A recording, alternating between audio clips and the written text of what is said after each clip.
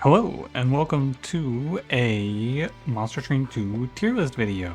It's actually a guide video, but I have tricked you by formatting it as a tier list to increase the click-through rate on this video, because the Pyre video performed in the initial time frame anyway about twice as well.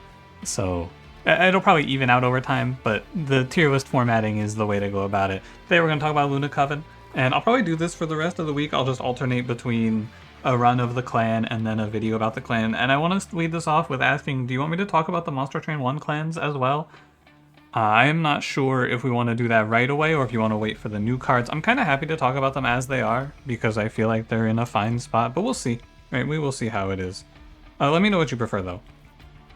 Because we don't know when the next update is coming, so it's hard to estimate. Anyway, let's begin. So we'll go over the tiers real quick. We have the God cards, we have the alright tier, the mostly useless tier, which is going to be for some cards that are like usually pretty much useless, but sometimes they have a specific case where they're good. The useless tier for cards that are just useless. The nightmare tier for cards that you really don't want to see, and the streak enders. There's not going to be a lot of streak enders, but this is like a special layer of hell below, and this is specifically for starting cards that are really, really bad. So we're clear. Now, let's talk about the basics of Luna Coven. I want to talk first about their mechanics. I'll just go over it in case you don't know. Luna Coven has the moon as their special mechanic. You will alternate between new moon and full moon every turn. I think starting on full moon, well, starting new moon in deployment phase and then full moon on turn 1 and then alternating naturally at the end of every turn. You have some cards that say phase, which will change the moon phase for you to the next phase, so just going from full to new and back and forth. And then there are some cards that will phase specifically to a certain phase, like there's a card that says phase to new moon, so it does nothing if you're on new moon, and if you're on full moon, it becomes new moon. As far as general theory of the clan goes, this clan revolves around stacking big conduit numbers and then using either spells or Mage Blade, which is one of their special effects, to clear waves. Spells, obviously you just put big numbers up and then kill enemies, and then Mage Blade makes your units do more damage based on how much conduit, well, how much magic power you have. Conduit is a way to say it, but there is one card that says specifically magic power, which we'll talk about when we are going over Mage Blade a little more in depth, okay? Alright. Anything else important you need to know? This clan likes space because of the way that they generate conduit. It's really good to have more units on a floor. And if you struggle with this clan, which I think is super common, a lot of people, you're going to hear a lot of people say they think Luna Coven's their favorite, they're so fun, and then you're going to go in and you're going to be like, wow, I've lost a lot of Luna Coven runs. What's up with that? This clan is horrible in the early game. I think this is my pick for worst clan in the game. I think they are very, very weak in the early game and most likely to end a long win streak because of just how weak Ekka is and how bad Witchweave is. Spoilers. But if you've watched any of my content, this is not new information, right? I have been a long-term detractor of Ekka, and we'll talk about it a little more when we start talking about her specifically. But anything else I need to tell you? Let me think. I don't think so. Oh, if you're having a lot of trouble with this clan, especially with Ekka main, I suggest you pick the freeze your cards Pyre so that you can always draw some spells or like have spells locked in for the relentless rounds. I think that will help you greatly. I think this clan likes the ability to freeze cards that are important a lot. Like a lot. Okay, let's begin. I do have Monster Train open in the background so we can go talk about the champions and the cards and all of that. Let's begin. Oh my god, I'm not in the logbook. Unprofessional. I thought I opened the logbook. Sorry. So we'll go to Luna Coven and we will start by talking about... I'm going to talk about both the starters and then we'll talk about the champions and then I'll rank them all. So if you're playing as Ekka or default Luna, you have Witchweave. For 0 energy, you deal 1 damage to an enemy or restore 1 health to a friendly. And if you are playing Ardoon or Exile, you get Moon Ritual, which is phase, apply Conduit 1 to a friendly unit. Witchweave sucks. Like, this card is really bad. Except for if you are default Luna main. Because then you will have access to Conduit. You'll probably be doing something Luna related. Luna's a very self-contained clan, which is to say that they're pretty bad at helping the other clans. Luna Coven kind of needs its own units to help its cards do things because it's kind of balanced around that. So at a baseline, I think that Witchweave is a really bad card as your secondary clan. It's like terrible. You almost have to pick Conduit 5 from a shop on as a minor upgrade on something for the early game, just so that this card isn't so useless. because it's really, really bad, right? It's just terrible. It's not really up for much debate. Especially in the early game, like fights 1 and 2, this card does nothing as your secondary card. Now, as your primary clan card, it is really good because you're going to have Conduit almost always, so this card is much higher impact. It has this huge amount of variance to it, and that's kind of tough. But overall, this card is like good when you're playing the default and bad otherwise. You'll end up late game removing some of these usually just to get rid of them so that you can draw your higher impact spells. But as an early game card for default Luna, it does fit the clan very nicely. Now Moon Ritual, on the other hand, is excellent. This card's really, really good because it's free and it lets you control the phase. Controlling the phase is super important in this clan, especially early game when you don't have as many options for card selects.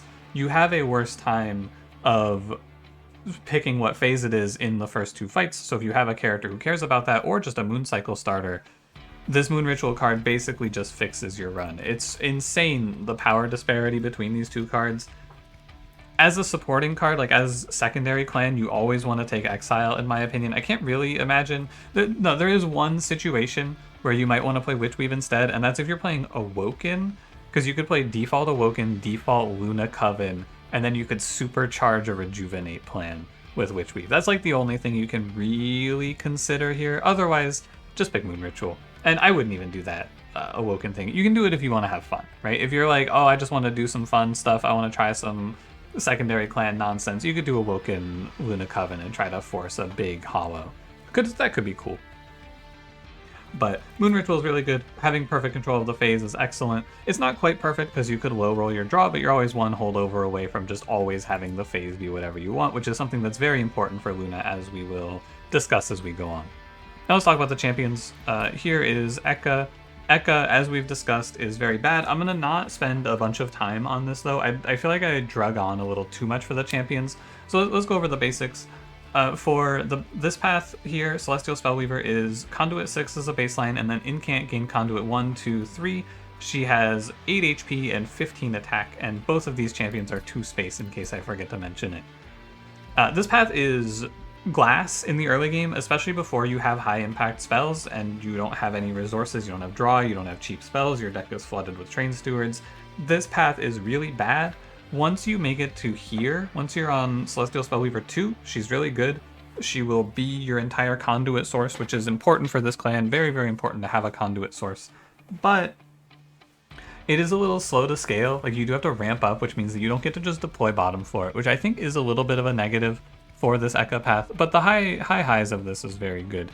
I do like this path, but this is the path, this is the equivalent of, like, Celebrate Talos, right? It's really good if you make it out of the early game, but making it out of the early game with this path is not always easy, and you have to be super aware of that. For the middle path, Silver Empress is a 15/10 with the ability Lunar Echo. On a 2-turn cooldown, you get a copy of a random spell you played last turn added to your hand. It goes away after you play it, or discard it, or if you end your turn. And on the full moon, she gains 15 Conduit. I do not have a lot of experience taking this path all the way. Just on paper, I think that Full Moon 70 Conduit is probably better than Incant gain 3 Conduit, as long as you have some source of phase control, which we'll talk about a little more. I'll do a little dedicated section about controlling the moon phase, probably, I don't know when it makes sense to me to do it. Probably once I've talked about a few of the phase cards, we'll talk about how you go about controlling the moon phase. Because it's really, really important for this clan, especially for default Luna Coven. You need to be thinking about this because a lot of their cards care about what phase of the moon it is. Anyway, if you're offered the path choice between these two and you're weak in the early game, you pick Silver Empress because you will get more Conduit out of the full moon Conduit almost always. It kind of depends on your secondary clan, so you have to make a judgment call. But the important thing to know is that if you are super weak and you need this Conduit to beat the boss, you want to play middle floor in the first 2 fights. That's when the full moon, if you have no other phase control, the full moon will line up with the boss being on the floor if you are middle floor. This changes when you get to Archeon. I don't know exactly the math of which floors you want to play on after the first 2, because usually by then it doesn't matter. It matters for the early game though. And yeah, that's about it. The Mooncycle path here is a 10/10 with Mooncycle 1/1 to friendly units. This triggers at the end of your turn as a baseline. There are a few cards that Mooncycle that go well with this. You won't have them in your starting deck usually. There's only one option. So this is usually just 1/1. This path is fine. I think that this is another example of a path that wants you to take a lot of space because then you can crowd more units into the floor to play the moon cycles and get more value. But at a baseline, this is like a 17-17 when the boss enters Relentless if you play top floor, plus it'll buff up your Train Steward, and that's pretty good. It makes you... She's basically a better version of Spear Steward, which is not a good thing for your champion to be, but it is the best path for surviving the early game, not a great one. And then she scales up to 2-2 and then 3-3, right? So as a general rule for Ekka, you want to think about if you can take one of these two paths, and if you can't, then you pick Moon Cycle, or if you think you're scared. And it's better safe than sorry, typically. Okay, let me convert this to the tier list real quick, and I will put these up. So I think that Witch Weave is mostly useless because this is really bad outside of default Ekka as your primary clan. And then I think that both of the conduit paths are streak enders where these can probably put you into an unwinnable position at the start of the run. So you need to be really, really careful when playing these. And then I think that the regular Ekka Moon Cycle is a nightmare because I would rather be playing these. If I'm forced into picking the Moon Cycle path, I will not be happy about it. That's how I think about it. Anyway, maybe if I have some sort of crazy Moon Cycle opener, because you can do really strong things with this Ekka path, but if we jump back to the game here, I just want to show you real quick, the main problem with playing around Moon Cycle Ekka, in my opinion, is that these are all the cards that say phase. Moon Ritual you can't get outside of Exile, Secondary. Pause, don't fucking type it to me, I'll talk about it in a sec.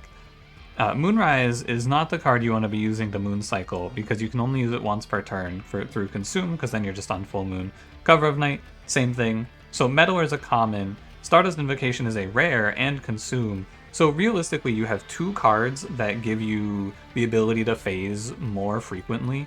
Now this isn't 100% true, I have buried the lead a little bit. There's one more card which is Lunar Priestess, she's a banner unit. So you get about 3 consistent Moon Cycle path options here.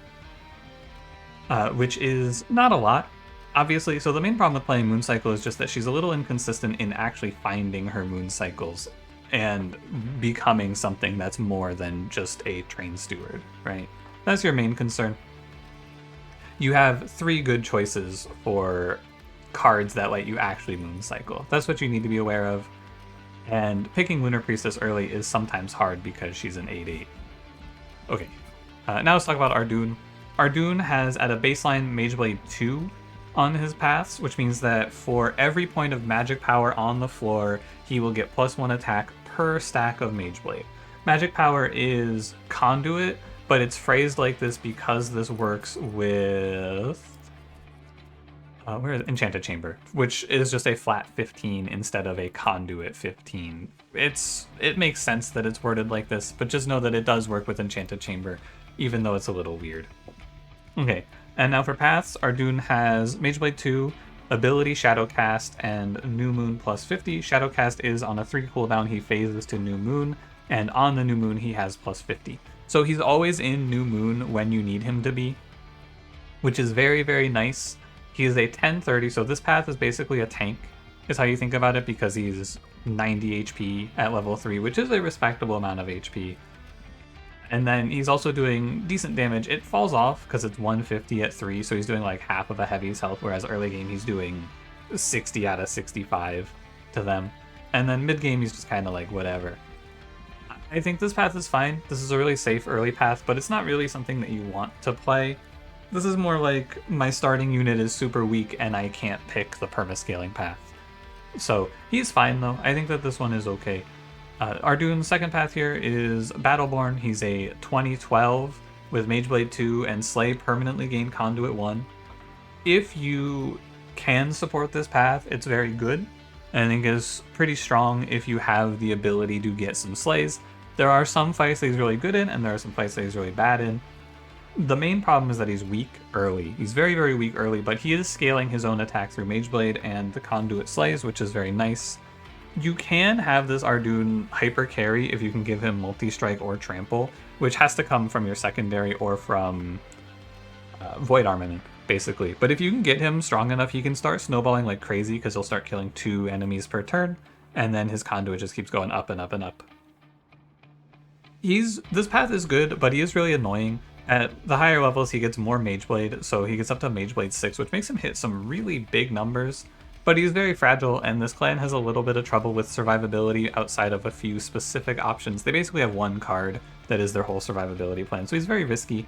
You need to be sure you'll be okay in the early game, and if you are through the early game, he's fine to play, because even if he's just giving you like 20 conduit in the end, that's a lot. Lastly, you have Hierophant, which is 20/20, Mageblade 2 of course, and then Incant, apply armor 2 to friendly units, and silent units gain double the amount. Silent units are a tribe, it's like half of the clan. Real quick, oh sorry, jump scare. Real quick we can go in and look at the silent units. These are all of them. There are 4 of them, and they're generally tanky except for Nightingale. Ardoon himself is not considered a silent unit, but it's 2/3/4. Generally, I think that you want to splash Hierophant. It is really good early because it gives you a little survivability and it gives you decent stats at 20/20.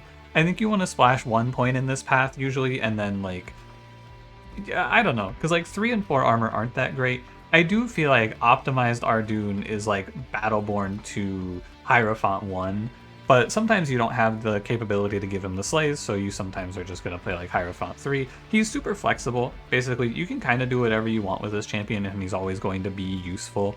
He can just be a bot with nice stats, he can be your whole game plan, or he can be your backline defender. I think Ardoon's really strong. I think he does a great job, and I don't really know how to rank these paths, honestly. Let me go over to the tier list and see where I would put him. I think I would put all 3 of his paths in the alright tier. Honestly, I think Ardoon is just alright. He's not like super game winning or anything, he's not going to be your whole game plan, but he's pretty good. And for Moon Ritual, I am going to give Moon Ritual to the God cards. I think that phase control is so important in this clan, and it's hard to really rank it, but Moon Ritual just makes it so much nicer to play Luna Coven, in my opinion. Okay, now unfortunately, when I uploaded these, they cropped all of the attack and health off of these units, which is kind of sad. So I'll tell you what they do if you don't know, and we'll get to it. Yeah, no more ado. I don't think there's anything else to say. Just mainly be afraid if you're starting Ekka. She's really weak. Okay, so first up we have Nightingale. Nightingale is a 10/5 with 2 stealth. He costs 1 energy, and he says New Moon multi-strike 1. So when it's a new moon, he has 1 multi-strike. This unit is a nightmare. This unit is really dog shit.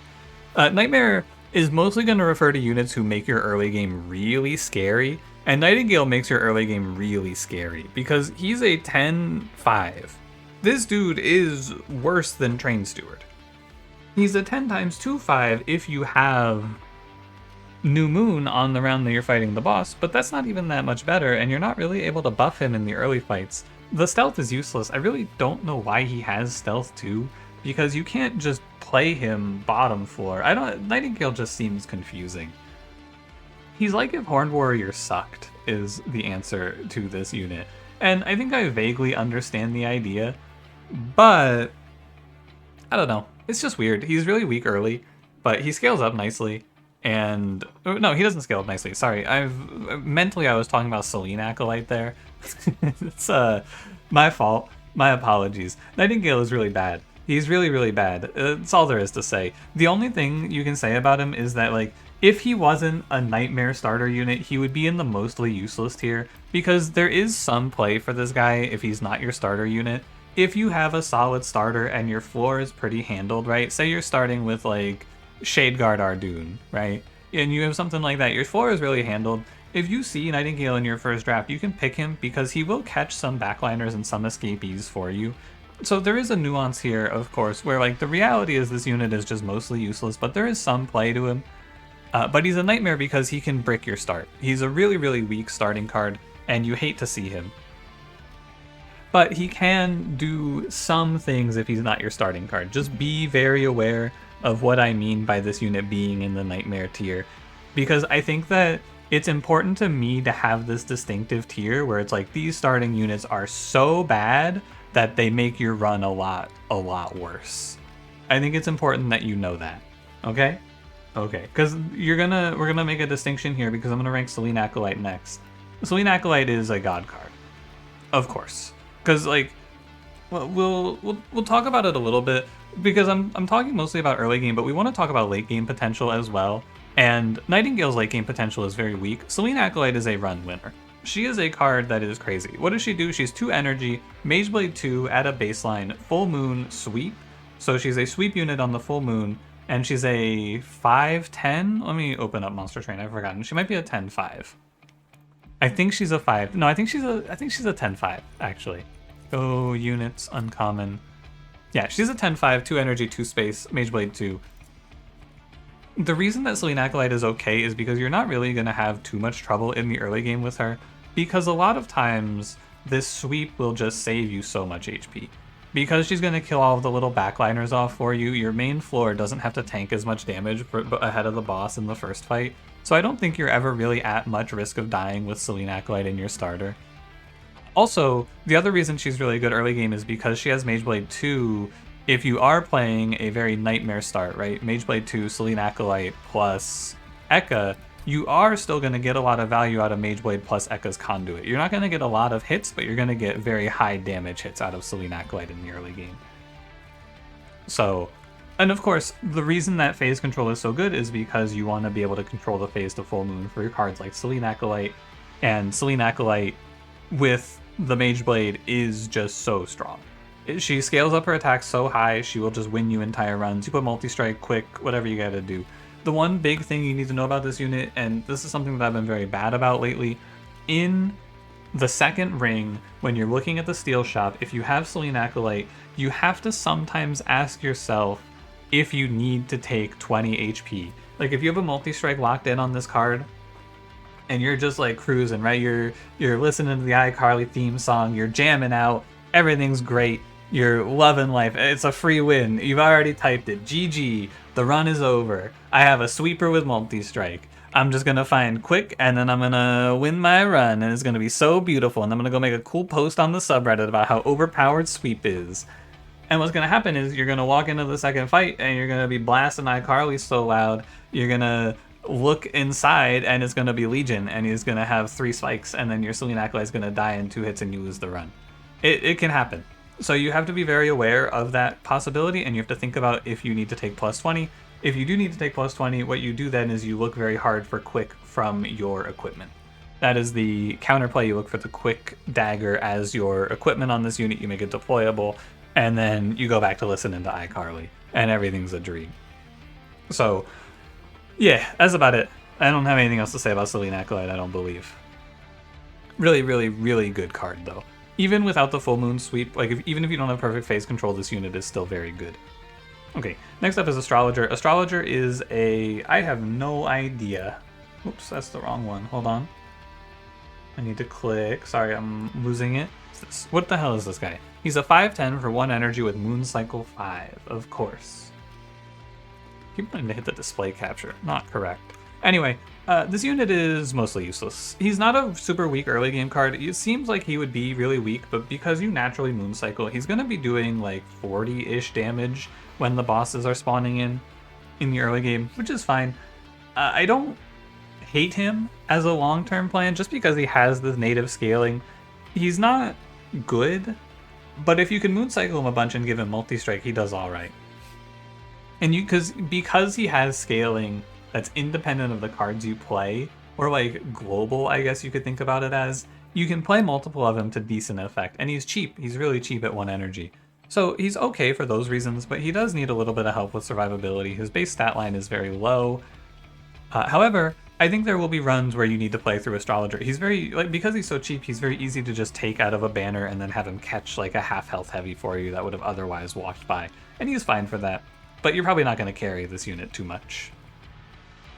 Up next is Silent Sentinel. I know this one. He's a 1 energy, 2 space, 10 attack, 40 HP with the ability Spell Slam. This unit's alright. His ability Spell Slam heals him to full and then puts 1 spell weakness on the enemies. The 1 spell weakness is meaningless. You will never use this for the 1 spell weakness. You use this because you get to enter Relentless at full HP. Silent Sentinel is really good. Really, really good early. And then he's just kind of like whatever in the late game because he's a tank and every tank is whatever in the late game. But the main thing to know about this unit is sometimes if your run is really weak, you want to put a plus 14 on him in the early game just to make sure you survive. I had to do this once. where I was just gonna die to the first boss, or the second boss otherwise, so I just gave him a 14, and then he handled the run for me. Typically, you want to give him Titanite plus 20. If you can't, you just do what you gotta do, right? This is a clan about making sacrifices in the early game and accepting that you will get paid back dividends in the late game. And so that's what I'm gonna say about Silent Sentinel. He's a very strong tank. Don't really think about the spell weakness. You're gonna be doing so much that it doesn't matter typically. Up next is Lunar Priestess. Lunar Priestess is a 1 energy 8/8 resolve, add a moon ritual spell with ephemeral to your hand. This card is definitely in a superposition between being a god card and being useless. You are 100% reliant, right, on this card being good because the rest of your deck cares about it. I should probably put her in the god cards, but it doesn't. This is like where it gets confusing, right? Because Moon Ritual is a god card because you're starting with it. You don't have to give anything up for it. You have to give something up for Lunar Priestess always. Like, you are giving up something. You're giving up either the other banner unit or the opportunity cost of going to the other side of the path. And this unit is shitty. It's an 8/8, does very little. What it gives you is perfect phase control, though. You will always have, as long as Lunar Priestess is alive, you will always have the moon phase on whatever turn you want. That's really strong for Luna Coven at a baseline. It's really useless if you don't care about the moon phase, which sometimes as a secondary Luna Coven doesn't care about the baseline at all, or the moon cycle at all, sorry.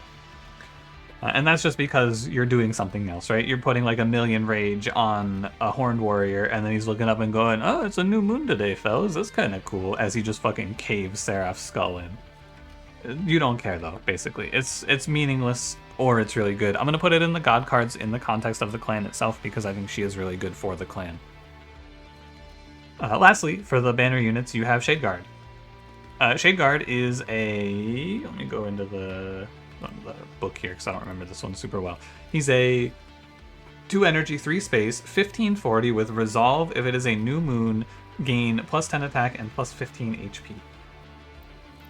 This is another one where I almost need to give him his own tier, but I will just throw him up at the top. I think that Shadeguard is a fucking beacon of hope in an early game full of nightmares. This unit is like Thanos to the early game. He's so strong at the start of your run. You want him in every opening deck of this clan. He's so good. He falls off a little bit because of the 3 space 2 energy. This clan does have a bit of a high deployment cost, usually, because Selene Acolyte's expensive as well. However, Shadeguard is just so good. I have to reiterate it. He's so good. He makes your early game so safe. He's a great tank as well. If you throw Titanite on him, like ideally Titanite Smidgestone on this guy, and he is just God. He's a perfect tank in that case, right? Except for the 2 energy cost. But you always want this unit at the start of your run because he will make you so safe. He will make you so safe. I cannot give Shadeguard enough praise. In a clan full of no damage, no HP, nothing units, Shadeguard is high damage, high HP, and all you gotta pay is 1 energy and 1 space more than the average. And I think that's it for uncommon banners. I talk about the uncommon banners separately because they are what you'll be seeing most of. What you want to look at here is the fact that these cards, specifically, I want to put it like this. These 3 units, Nightingale, Selene Acolyte, and Lunar Priestess, are a little weaker in the early game just by virtue of having very low base stats. And this unit, Silent Sentinel, will not win you any Relentlesses. He's just a sturdy tank, and Astrologer is just kind of a weirdo. He's okay.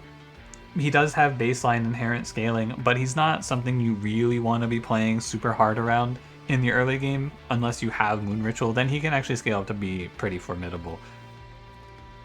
But he falls off just because it's super weird to play around this unit. However, all that being said, you do have Shadeguard, who is a light in the dark for this clan. Alright, let's talk about the rares real quick.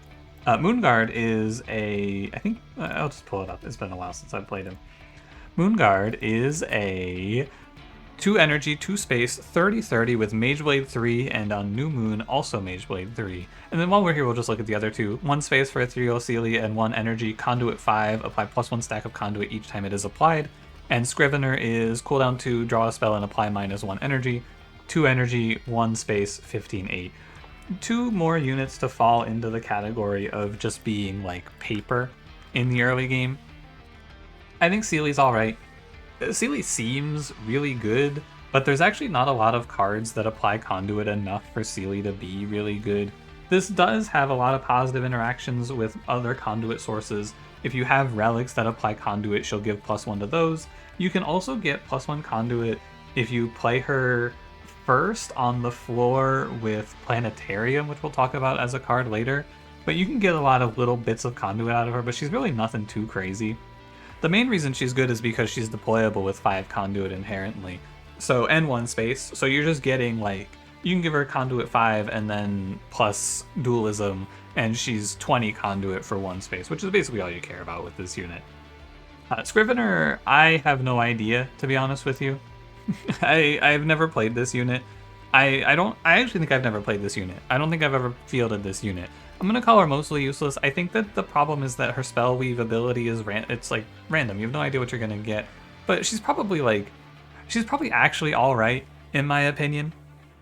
But this is just a guess. I have no idea how Scrivener is because I've never played her. I think that she is just suffering from the fact that she is a weak stat line in a clan full of weak stat lines. So when you see her, you need to be in a really good position to take her. And then Moonguard's also alright. He's probably like on the higher end of alright, but he does still need a lot of support to actually get anywhere. He does really high damage numbers though. This is the sort of unit that is killing Archeon pre-Relentless, because his damage numbers will be so high. But all of that damage only goes so far when you're hitting 1 time or maybe 2 times. The nice thing is that as a 30-30, he can serve as a tank or a damage dealer, and you don't really ever have to worry about him dying randomly in the early game. And that's about it. I think that's all of the units. The tail here is just you need to be scared in the early game. That's what you need to know. I don't think I have anything else I want to tell you about this clan in the early game. It's just scary, right? It's really, really scary. Late game, you have a lot of good ways to play. A lot of these cards can win you the game in the late game, especially if you're just trying to kill the boss, right? If you have other sources to kill all the enemies, there's a lot of ways to kill bosses with this clan very fast. Okay, let's go on to the commons. I think after the commons, we'll talk about the phase control. And because we'll have most of the cards talked about. Here's what I'll do. I'll talk about this card first after the commons, this Lunacy card, and we can just talk about it because we'll have enough to talk about all of the ideas. All right, so first up is Phase Blessing. Phase Blessing is 1 energy, and it is restore 5 health, healing over max health, applies armor instead. This card is like 100% of this clan's survivability plan. You stack Conduit, you play Phase Blessing, your unit gets to the armor cap eventually. This card is so incredibly strong. But it's kind of like, it's not that good if you are a secondary Luna Coven, but as main Luna Coven, Phase Blessing is really strong. Play it with Conduit, it wins you the game. Bloody Moon, this is 2 energy, deal 25 damage, and on Slay, get your 2 energy back. This card's alright. It's an early game strength, kill backline for free, late game, kill backline for free. Really, really good card to put Holy Stone on, the upgrade that gives you heal on playing the card, because often it's just 2 free HP. And it's, you know, it's a spell. It's really good. Bloody Moon is a very fine card. Silver Strike, this is 1 energy, deal 25 to the front enemy unit, and on full moon, deal this damage twice. Also alright. 2 instances of damage is good if you're stacking a lot of Conduit, and you don't need high phase control. Even just having this do 25 damage to the front enemy is fine. I think that there's not a lot to say.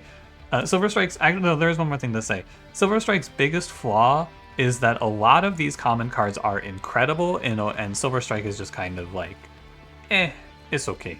You know, like you're not going to pick Silver Strike in context because the other commons are usually better. Gravity, same problem. This is deal 5 damage, New Moon descend, Full Moon ascend. It's fine. Sometimes this card is really good for you. I want you to think about primarily this card in your opening deck.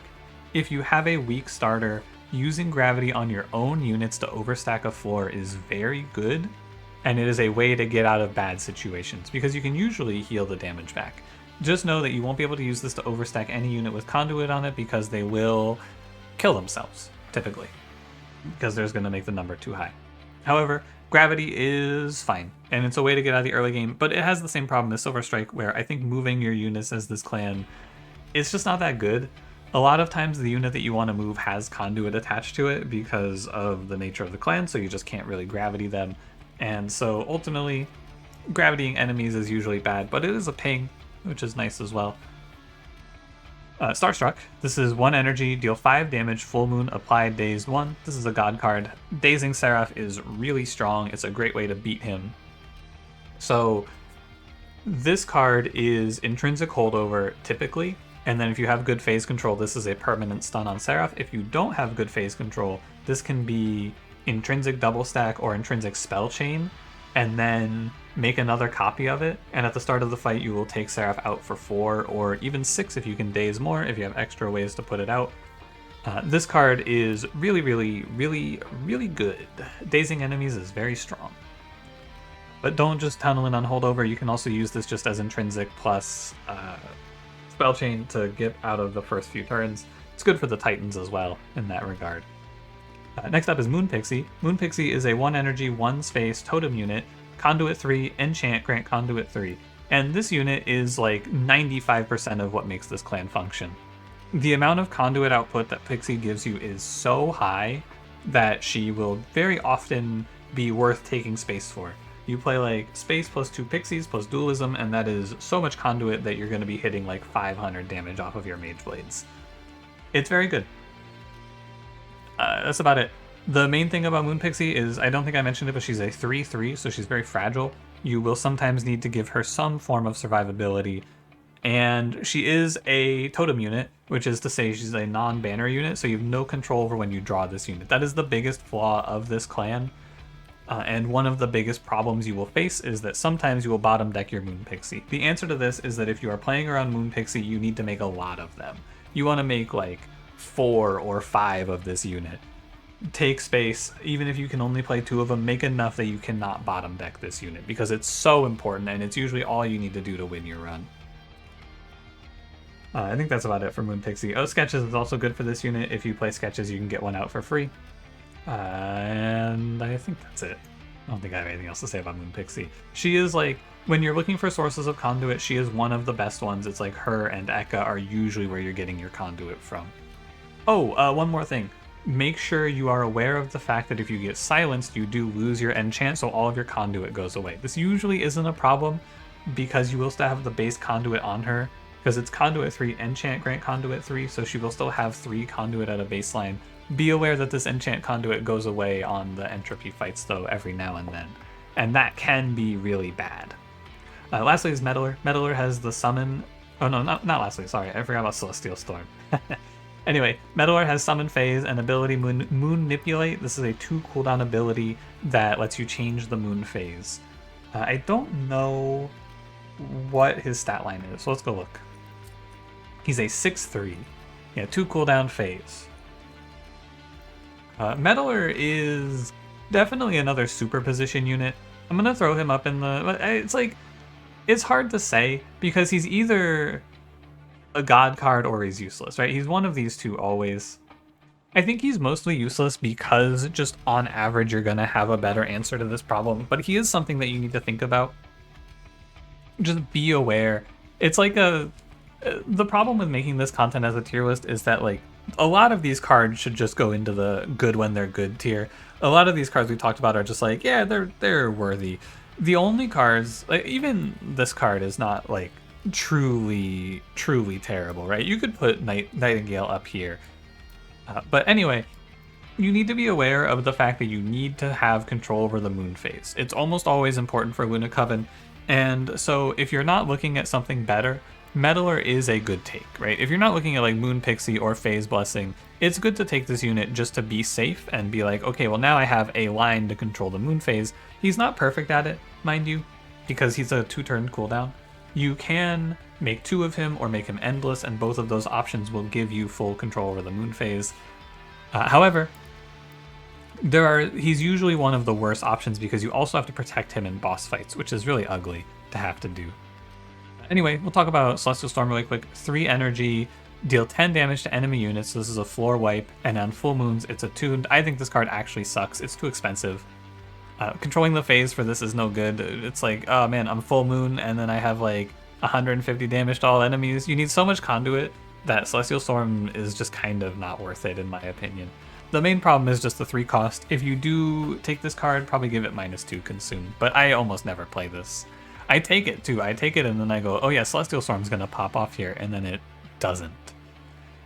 Okay, I want to do a little conversation bit here about the moon phasing, now that we've touched on a few of the cards and you have an idea of it, because you have Lunacy, which is also phase X times, and then you have Stardust Invocation. So I'm going to talk about how you're going to control the moon phase typically in your runs. The first and we'll go easiest to hardest, right? The easiest way to control the moon phase is by being Exile Luna. If you're Exile Luna, you get Moon Ritual. Controlling the moon phase is basically handled for you from the start. If you're default Luna, you're looking for Lunar Priestess. If Lunar Priestess is unattainable, you will probably want to pick this card, Lunacy. But this is where it starts to get tough, right? Because if it's Lunacy, it's okay. Because this is not a consume, you can give this holdover +1. And the way that you have to think about this, right? At a baseline, this is phase X times and apply 1X conduit. What this does is it changes the moon phase based on the number of energy you spend, right? So odd numbered energy spends change the moon phase, even numbered energy spends keep the moon phase the same. And that counts 0, right? If you are sure you're spending all of your energy, you can make this X+1 holdover, and then it'll always change the moon phase for you on 0. The risk of this is that if you need to change the moon phase for a card like Starstruck, right? You just won't be able to unless you make Starstruck free, which you probably will make Starstruck free anyway. But just be aware that Lunacy's a little hard to play with. If you don't see any of these cards, you can play Endless Meddler or play 2 Meddlers, and if you don't see Meddler, you don't see Lunar Priestess, you're not Exile Moon Ritualing, and you're not Lunacying, right? You've missed all of these options. You still have some hope because you can play Cover of Night. And now Cover of Night is not excellent, right? And Cover of Night and... where's the other one? There's one other that does this. This one, Moonrise. These cards are like... so think about it like this, right? If you needed to be full moon, you're already there half of the time, right? Because it's always either going to be full moon or new moon. So half of the time, you're on full moon. And if one of the times where you're on new moon, you just win the round anyway, like you don't need to be on full moon, you only really need to change the moon phase like 1 or 2 times, right? That's generally how I think about it. So Moonrise is a way to get to full moon 1 or 2 times. Cover of Night is a way to get to new moon 1 or 2 times, but what it also does is it lets you set yourself to full moon on the next turn, is how you can think about it, which is really important sometimes for boss fights. If you're in a position where you're like, okay, well, I'm winning this round, or I'm not even winning this round, but this round won't kill me, you can Cover of Night if the boss is like 1 turn away, and then you can go, okay, well, next turn, even though I don't kill this wave, next turn I will be full moon and I'll kill the boss, right? That's how you can think about it. Same thing with Moonrise, is just like, I need full moon on 1 turn, permafreeze this, give it like, probably not Spell Chain, because Spell Chain gives ephemeral, but give this like permafrost or remove consume holdover, and you can always be full moon. There are still outs. Another way you can get around it is with just like a few extra Stardust Invocations as well. This card says phase, it's easy to miss. And as a result, I do think there is about enough ways to moon phase in this game that you shouldn't miss. You may have a run where you miss every single moon control card, but it hasn't happened to me yet. You do just have to be aware that you have to get a little creative if you don't get one of the naive, easy ways to do it, right? If you don't get Lunar Priestess, if you don't get Meddler, you start to get into like, I gotta play Lunacy, I gotta play Cover of Night, I gotta play Stardust Invocation, and that can be a little tough. One more thing, I really need to say this because it's been bothering me. I can't unsee it. At this size, this Moonrise, like this, do you see this? It kind of, I can't stop seeing Stewie Griffin's head. Do you see it? And he's doing like, he's got like cool glasses, that's the eyes. I'm sorry, this is unprofessional of me. Anyway, real quick, I'm going to rank these cards. I think that Lunacy is mostly useless. I think that Cover of Night is alright. I think that Moonrise is mostly useless, and I think that Stardust Invocation is alright. I'm just going to rank these because we talked about them, but I need you to swear to me that you're going to understand that these rankings don't actually reflect how important they are, and this is generally how you're going to feel about them on average, but sometimes you will need to play these cards. It's just not going to happen too often. But this is a much more binary, it's either good or it's useless. This card is okay. Sorry, I just right-clicked it thinking I could make it bigger. This Consume phase, create an ephemeral copy of a spell in your hand. It's okay. If you're playing this for the copy effect, you need to make this card free. And copying spell chain cards can be very strong.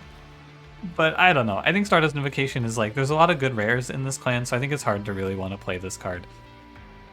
Cover of Night, it does say Stealth 1 on it.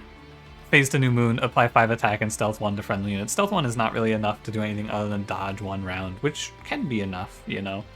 It can be enough to just push you. Like, this is a card that's like an answer to a problem, right? My problem is my Phase Blessing isn't intrinsic, and that's my survivability plan. I have no way to guarantee I draw this in the first few turns, so you add in cards like Cover of Night, which just buys you an extra turn of life. Moonrise, this is just phase to full moon, and then Lunacy we talked about. Okay, that's all I have to say about the moon phase control. I hope that helps you become better at understanding it, because it's really, really important to control the moon phase as this clan. Let's go on. Next up is Moon Cycle. Sorry, this is Aurora Weaver. This is a uncommon totem unit. I don't know her stats. I think she's a 5/5. Looking into this. This one. She is a 5/5, 1 energy, 1 space, Moon Cycle, gain conduit 1, and we'll do Moon Color while we're here. 1 energy, 1 space, Moon Cycle triggers an additional time, 3/5. These units are both mostly useless. I don't think they're like hard useless. I think that in a world where you need a lot of conduit, or if you have Ethereal Sealy, Aurora Weaver is fine because you're getting Moon Cycle Conduit 2 with Ethereal Sealy. This is the same problem as Moon Pixie though. The main issue is that Moon Pixie deploys her conduit instantly, and Aurora Weaver needs to ramp up. So it's very difficult for Aurora Weaver to pop off, because this game is a lot about deploying fast, getting your units on the field, and just going. It's not like that for Entropy. Entropy you can actually slow scale into, so Aurora Weaver and Mooncaller do a little better into those. But the main thing is Aurora Weaver, you need to be able to moon cycle a lot, which is already not something that's super easy in this clan. And you need to be able to have the time to scale up your conduit, which is just kind of tough in my opinion. And then Moon Cycle triggers an additional time. This unit has a slightly different use case, and that's going to pair with any Moon Cycle card. There's not a lot of them. She's really good with Ekka, of course. But the main one that you're going to pair this with practically is Luna Cycle Staff. Luna Cycle Staff is scaling over time. It's perma-scaling every time you Moon Cycle. So having a second trigger of that with Mooncaller is good if you're playing this. Now Mooncaller needs to be on the same floor as the thing that's Moon Cycling, just so you're aware. It doesn't specify this, but it does need to be there. And also, obviously, these two units do play kind of nicely together, but it is 2 space in a clan that's already very hungry for space, so I think it's hard to really fit them together. If you can, though, like if you have the capacity and the capability to play these units together, it is really fun and cool. So I will give them that. Okay, next up is Glittering Draft. 1 energy, consume, restore 20 health, and apply conduit 4. I honestly think this card is kind of useless. This is not a good source of conduit. It's very hard to justify, and healing in this clan comes in so many other better forms. I just don't really see when you want to play this, right? If you have like no good healing, I guess this card is fine. But healing in general in this game is very weak if you're not also converting it to armor, like Phase Blessing. So I kind of just think this card is useless. I don't know. Conduit 4, maybe, but I really doubt it. Maybe if you play like 3 upgrade slots, double stack, spell chain, -1, Emot Tome, right? Then you're getting like 32 conduit off of that, and that's kind of cool. So just high roll and then it's kind of good. Follow up, Hexcalation, 2 energy, ascend, apply spell weakness 2. This card I don't think I've ever really played. This clan doesn't need spell weakness. The ascend is okay. You can theoretically use this with intrinsic to ascend your own units, like intrinsic permafrost on this, and then you can ascend your own units. The problem is that you have to so here's the circumstance that leads you to playing Hexcalation. You need to overstack your floor. You didn't take space in the first boss upgrade, because usually if you need to overstack your floor as this clan, you need to take space in the first boss. If you're playing Moon Pixies, you typically need space. So you didn't take space for some reason, but you still need to overstack your floors. You then see Hexcalation and see Intrinsic Permafrost before you reach the next boss and then take space. And then maybe you take Hexcalation and then take a draw relic. Maybe. I think it's not very real. I think you probably just don't play this card. The end. Moonbeam, X cost, deal 20 damage to the front enemy unit X times. The whole of this will be affected by spell weakness. So if an enemy has 5 spell weakness, for example, every hit of this will get affected by the spell weakness increase, not just the first hit. This card's fine. I think it's okay. It is a lot of instances of damage, which scales nicely with Conduit. It's a very nicely designed card, and I think it's okay. Cosmic Bolt, 2 energy, attuned to deal 35 damage. I actually think this thing is mostly useless. It's a little too expensive to me. Oh, this is the last uncommon, by the way.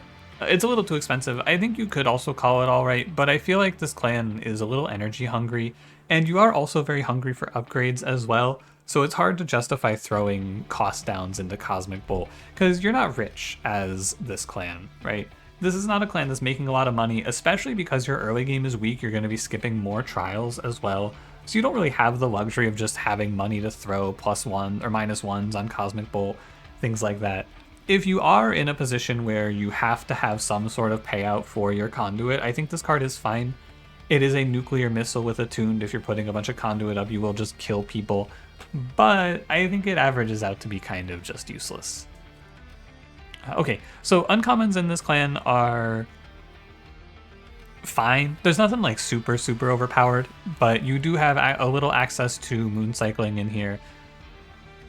But yeah, there's nothing super exciting in the uncommon pool, in my opinion. There's nothing that I'm like, oh yeah, baby. Well, there is one card, but it's an equipment, so we'll talk about it a little later. There's actually 2 cards, but they're equipments, so we'll talk about them later.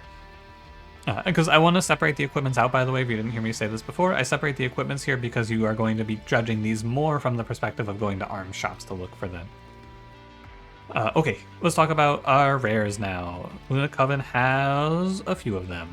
They're expensive. This is one thing about this clan. Your rares are super expensive. Now starting off, we have their Tome, Ritual Tome. For 2 energy, you get to add Titan Skin 2 to a friendly unit, and this has Consume. This card is so bad. I'm sorry. It's like, I'm with you, man. In theory, if you don't know Titan Skin is -1 damage per stack of Titan Skin. This goes before everything else, I'm pretty sure. So if you are taking... So like the main reason this matters is for Titanite. If you are taking 30 damage, I believe you then take the Titanite having second. I think the Titan Skin goes first. I'm not 100% confident about this, but I believe this will go, like if you're taking 30, it'll get reduced to 28, then halved by Titanite to 14. That's how I think it works. Anyway, Ritual Tome is just useless. I've tried to make this cool. In theory, you're like, oh yeah, I'm going to make a super strong Titan Skin massive plan. The reality is that this clan just doesn't have the time to do that. There's so many other things you need to be doing that Ritual Tome just never really finds time, in my experience. Up next is Silver Ink. Silver Ink is 3 energy. Consume, apply attuned and +3 magic power to spells in your hand. I think this card is alright. You pretty much have to give it Permafrost, otherwise it's going to miss. But this thing lets you hit some really silly numbers. And Attuned, if you're not aware, by the way, I should have said this sooner. Attuned is magic power affects this card 5 times. So this just 5x your magic power value. I like Silver Ink, but you do need to give it a Permafrost, and then you probably want to give it a -1 so you can still play your spells after you play it. It is expensive, for sure, but it's a fun card to play. If you put this onto like a Phase Blessing, your units will become immortal. You put this on your damage spells and you're going to kill everything. It's a great card for that, but it is really hard to do. Like, you have to be aware, a lot of times, especially if you pick this after Archeon, this card will be dead. It'll be a dead draw for a long time before you lock in. Next up is Duality. For 1 energy, Duality says Attuned, deal 10 damage to an enemy or restore 10 health to a friendly unit. In context of the clan, I think this card is alright. Like, if you are playing this in a perfect situation every time, this is a god card. I think this card can win you runs, but I don't know. It's like, Maybe it is a god card. I don't know. Duality's really good because with just how much conduit do you need to kill an enemy off of this? Let me think about it. You would need, I think, 100 conduit to kill a heavy off of this. But if you spell chain it, then you only need 50. That is a lot, though. It's a big ask. I think I'm going to put this in all right. The flexibility of this card to heal your units is basically meaningless because healing is bad in this game typically, especially for this clan who has fairly low HPs across the board except for, like, you know, Shade Guard and Silent Sentinel. But Duality in a run where you're stacking a lot of conduit, it does a lot of damage, and that's very nice. In a run where you're not stacking a lot of conduit, it is kind of whatever. I don't know. I think it's alright. It is not bad in the pool of rares because it's cheaper. Okay, Heavenfall, 4 energy, deal 80 damage to enemy units, and on a full moon, deal this damage on all floors instead.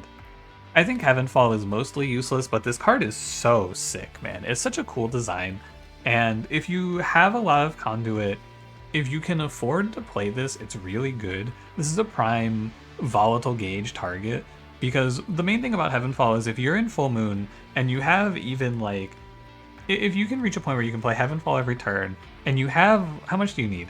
Let me think about it. I think you need... Just 1 second, I'm doing the math.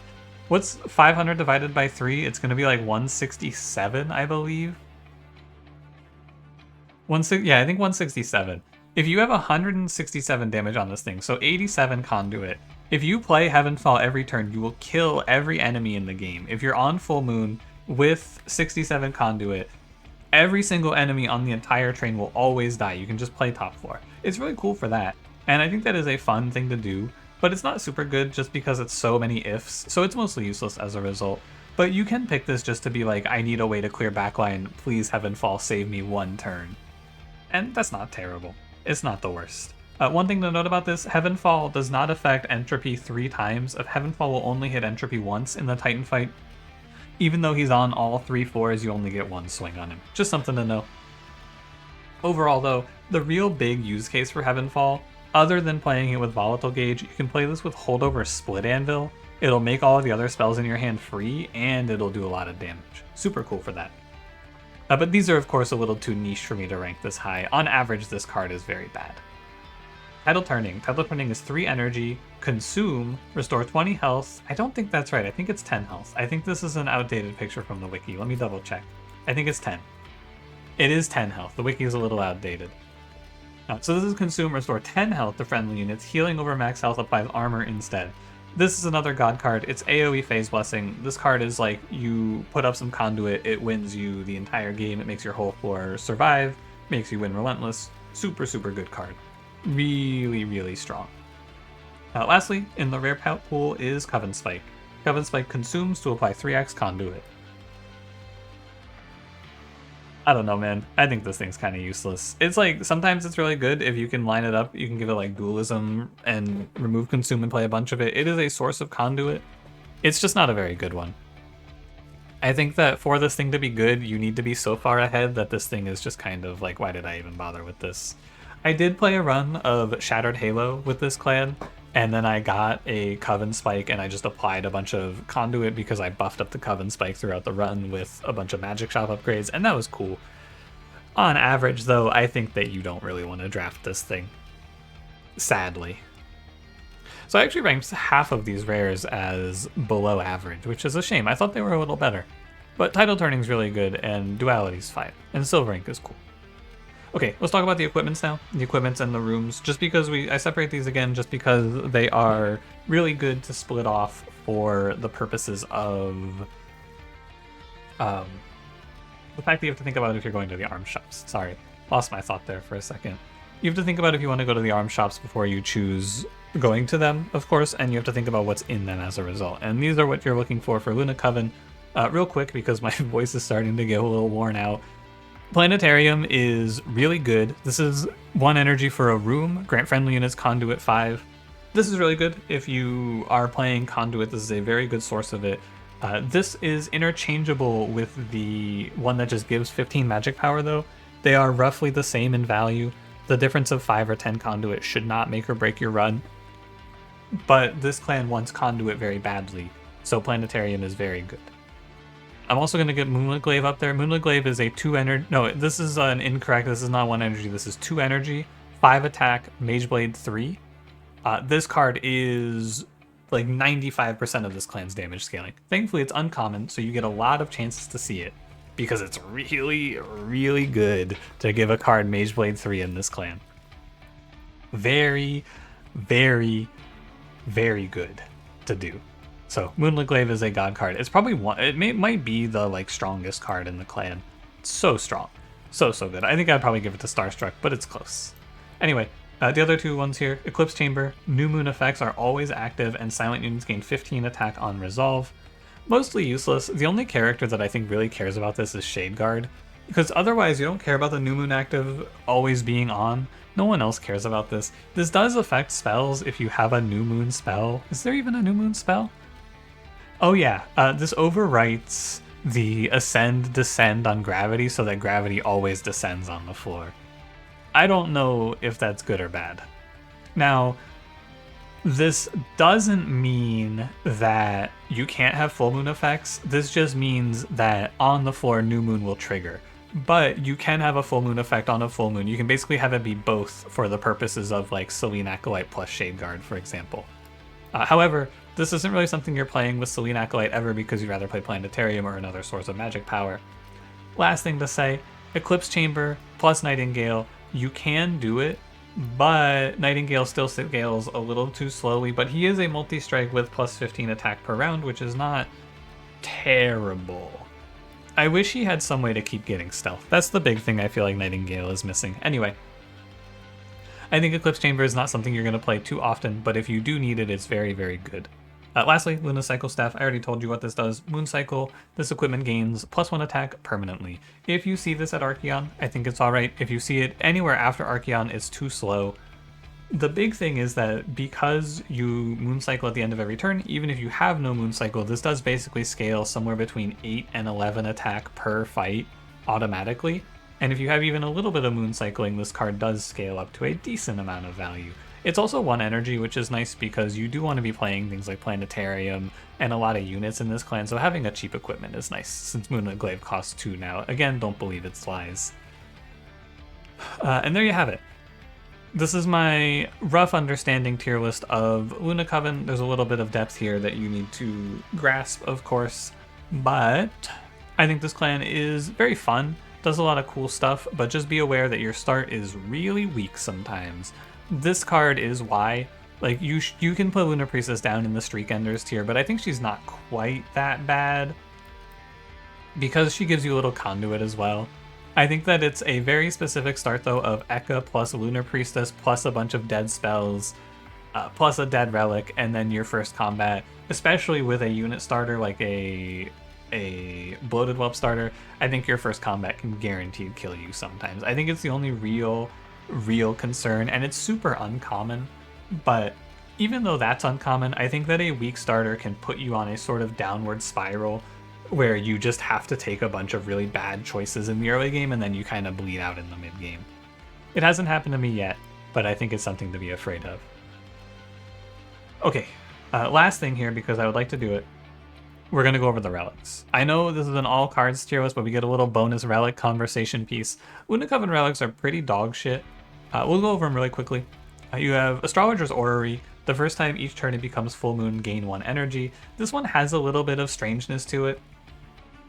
You can, if you leave the phase on new moon, the next turn will start, it'll be full moon. If you phase twice, you can proc this again.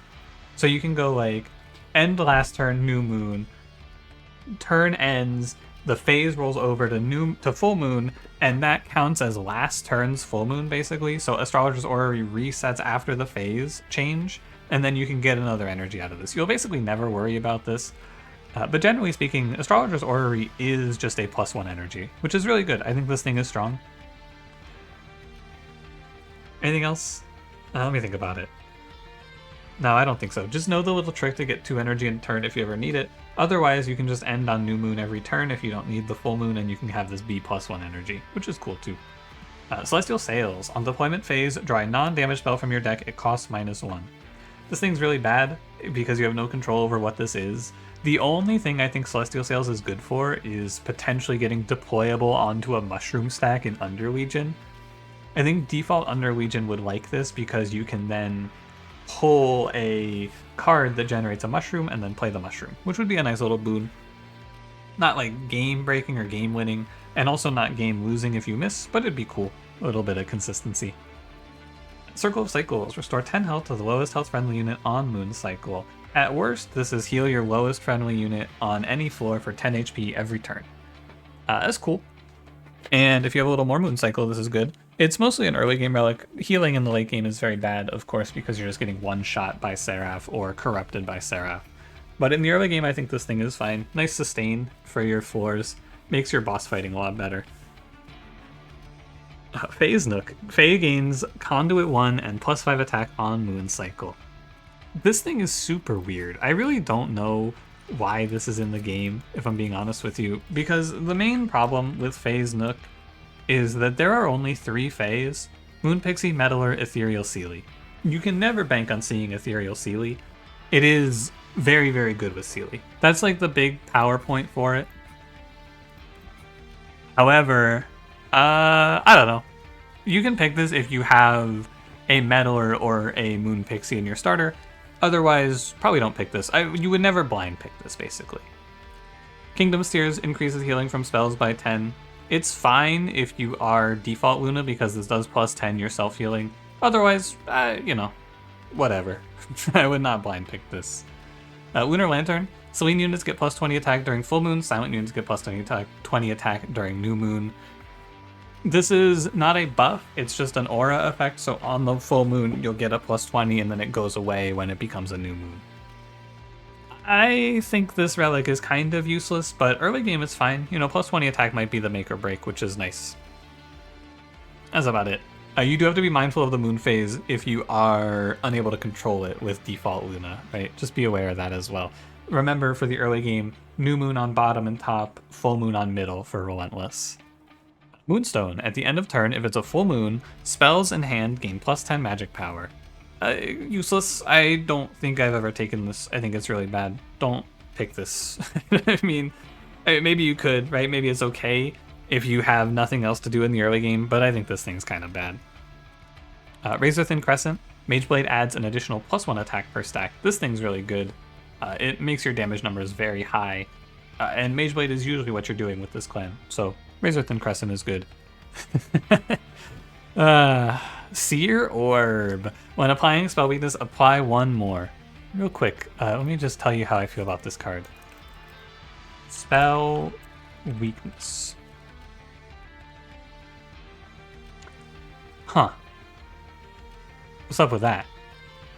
This is a little disingenuous, right? This guy also applies spell weakness. So there are 2 cards in this clan that work with Seer Orb. That's not very good. This is probably one of the worst relics in the game. I think it's bottom 3 in terms of power level. It's really useless. Silent Sigil. When it becomes new moon, apply armor 10 to friendly silent units. Very good. I think this is a great survivability tool in the early game. If you're playing any silence in the late game, it's nice as well. There's not really a silent carry that gets a lot of value out of this, but a little extra armor on your front line doesn't hurt. Lastly, Stardust Treat. The first unit you summon each turn gains Conduit 4. This thing is fine because Conduit matters, and this is free Conduit, basically. This does get +1 Conduit if you summon a unit on the floor with Ethereal Seelie, which is kind of cute. But yeah, overall, I think this clan's relics are pretty bad. Like, most of these relics are fairly useless. You have a few early game powerhouses, but not a lot of good relics in this clan, unfortunately. I would like to make a special note as well here. I'll do a little clanless relic review. I think this clan really wants like Pyre Tap and Pyre Stone and Attune Whetstone and Dante's Footstool just to help them with energy costs and deployment. It's really, really good to have these. And then I think you're also super glad to play Wanderer's Talisman just because it makes your early game so safe. So safe. And then Split Anvil, of course. And Sketches is also not bad to try to force the Fae units out in nice positions. However, I think Sketches can kind of fuck you over in the early game because it'll just like potentially ruin one of your floor setups. because you won't be able to fit a Spear Steward, right? If you're playing like Shield Steward, and then Champion or Shield Steward Champion, Shield Steward middle floor, and then nothing top floor, you could, with a plan of like Spear Steward middle floor, you could just end up with a Totem unit middle floor and then a Spear Steward on his own top floor. Just be aware of that. It's like a super niche circumstance, though. Okay, now I'm done talking. Thank you for listening to me yap for a little bit. I hope this helps you get a little better at Luna Coven. If you have trouble with this clan, you're not alone. Stay strong.